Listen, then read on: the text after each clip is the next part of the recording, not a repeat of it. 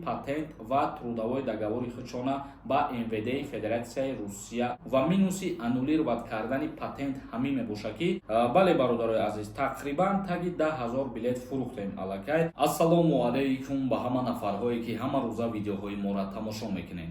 Тамошобинони азизу гиромии қадр, як хушхабара ба маълумоти ҳамаи шумо мерасонам оиди уведомлит кардани патент.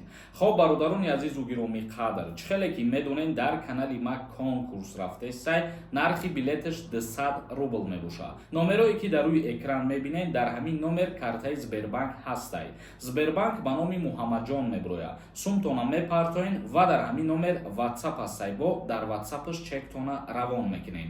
ҳамагӣ 100 дона призора конкурс, шанси бурд кардани шумо беҳад зиёдтай. хоб мавзӯи асосии имрӯзаро шурӯъ мекунем. чихеле ки медонем шурӯъ карда аз 7 январи соли 2024 дар Россия қонуни нав тағйирот ва иловаҳо ворид шид. оиди шаҳрвандони хориҷие ки кору фаъолият мекунанд муҳлат дода буданд дар муддати 1 моҳ патент ва трудовой договори худшона бояд уведомлит мекарданд. ана ҳамин муҳлате ки додагӣ буданд ҳамира продлит карданд ба 2 моҳ.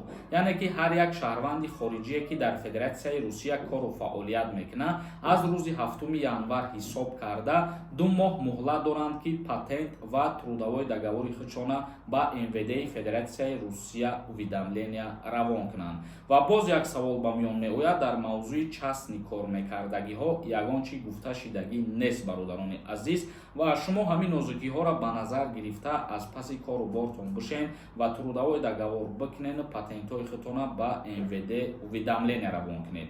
чунки дар ҳолате ки 2 моҳ мегзара шумо патент ва трудовой договори худтона уведомлит намекунед ба МВД, бо тариқи автоматӣ патентҳои шуморо аннулировать мекунанд ва минуси аннулировать кардани патент ҳамин мебошад ки вақте шуморо патентотона аннулировать мекунанд шумо то муддати 1 сола дигар патент гирифта наметонед ва дигар ҳуҷҷатҳои худтона айсари нав спорида наметонед барои гирифтани патент. ба ҳамин хотир шумо коре кунед ки ҳар роҳеша биёбед ки патентҳои шумо аннулировать нашавад бародарои азизу гиромии қадр. вақте ки шумо трудовой договор мекунед бо корхонае ки кору фаъолият мекунед, пас аз бастани ана ҳамин шаҳрномаи меҳнатӣ шумо 3 рӯз муҳлат доред ки ба МВД уведомления равон кунед. дар ҳолате ки трудовой договорро мегиред, агар аз 3 рӯз зиёд бигзараву баъд шумо роӣ кунед, дар ин ҳолат ҳам аллакай патентҳо аннулировать карда мешавад. ба ҳамин хотир ин ҷиҳати нозукиҳоша хуб ба назар бигиред ва ҳарчи зудтару тезтар трудовой договори худтона туғрӣ кунед ва бо патенти худтон уведомления равон кунед. ва ногуфта намонад ки уведомления бо тариқи сайти госуслугирам равон карда мешавад ё бо тариқи почтарам равон карда мешавад. хоб тамошобинони азизу гиромии қадр, акнун комментарияҳои шуморо хонда ба саволҳотон ҷавоб мегардонем. бо диққат гӯш кунед. ширкати шифофармо доруҳои босифатро барои шумо тавсия медиҳад. инчунин доруҳо барои зиёд кардани риш ва мӯи сар, доруҳо барои зиёд кардани вазни худ ва кам кардани вазни худ. ҳатман муроҷиат кунед. амриддин нависондай. ассалому алайкум. ака меган дар Россия аз 1 апрел дигар бо праваи тоҷикӣ мошин ҳай карда наметонӣ. ҳамин гап рост аст ё ин ки не?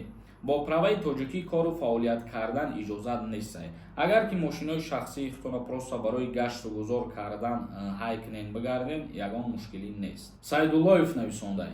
Сорбон салом. патенти 2023 гирифтагиҳо чӣ мекунанд? договор мекунанд ё ин ки не?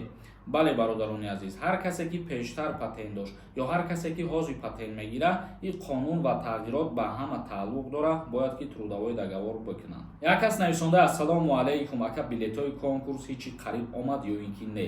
аз ҳамада билети бисёр гирифтагӣ чанд билет гирифтагӣ? бале бародарои азиз, тақрибан таги 10,000 билет фурӯхтем аллакай ва шумо ҳамихе дастгирӣ кардан гиред. ман боварӣ дорам ки агар ҳамин одамои ҳозир тамошо кардесен бидорем боз ядонаи дудонаи билет бихарем, бо хела билет ба фурӯш мерава ва ҷои якиме ки чанд билет гирифтагиай 500 билет зиёдтай ба фикрам, тақрибан ҳамин қадаре. аз 3 нафаре ки билети бисёр мехара, мо призо автоматически метиҳемшон. барои якум ҷош мошинай, барои дуюм ҷош 6000 сомонай, барои сеюм ҷош 4000 сомон. ҳаракат кунем бародаро, шанси бурди шумо беҳад калонай, бидорем билет бихарем. як кас нависондай амнистия кай мешавад намедонем? не, амнистияи муҳоҷирон кай мешавад ва кай қонун қабул мешавад аниқ нест. як каси дигар нависонда яка дар бораи часни кор мефаҳмонӣ чӣ хел аст.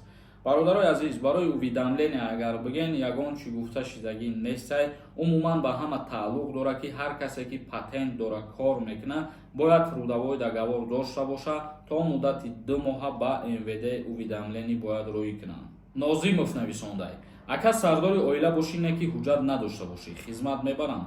дар ҳолате ки шумо ба қайд гирифта шидагӣ набошед ва ба номи шумо повистка равон кунанд, агар шумо мерен ҳуҷҷатҳои махсуса пешниҳод мекунед ва худтона ба қайд мегиред ки дар ҳақиқат як фарзанд ҳастед ё сардори оила ҳастед ва дигар ба номи шумо повистка равон намекунанд. як каси дигар нависондаи: салом брат, барои гражданинҳои РФ гап зан. меган 1 март мобилизатсия мешавад. рост боша ё ин ки не? дар мавзӯи мобилизатсия ягон информатсия нест ва ягон қонунан мақсад тағйирот шидагӣ нест. як кас нависонда: ассалому алайкум акаи Сорбон, аблава то 30 сола шидагӣ боша? мада аниқша бигем. не, то синни 30 солагӣ дар Федератсияи Русия даъват мекунам ба хизмат. як каси дигар нависонда: салом бародар, ман патент кардам, трудовой договор не. як моҳ шид, чӣ мешавад?